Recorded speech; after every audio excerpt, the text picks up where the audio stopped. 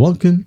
In this video, I'll show you how to change your name on Facebook. All right. If you find this video helpful, please leave a like and subscribe to the channel for more such tutorials. The first step, open up your Facebook app. Now go to the top right, tap on the three horizontal lines like so. And once you're in here, just go ahead and tap on settings. And if you can't find it, tap on settings and privacy right here, and you'll be able to find settings. Okay. So tap on it. Now, once that's done, go ahead and tap on Meta Accounts Center. Okay, just tap on it.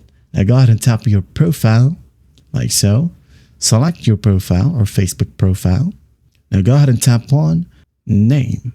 All right, tap on it. Now change your first, middle, and last name right here. And once that's done, just go ahead and tap on review change. Okay, and after that, we're going to have to tap on a confirm button. And once done, you're good to go. Now it says here, if you change your name, you can't change it again for 60 days. Okay. Do not add any unusual capitalization, punctuation, characters, or random words. So if you just want to change your username, just go back right here, tap on username and add it in right here. All right. I hope this video helps, and I'll see you in the next one.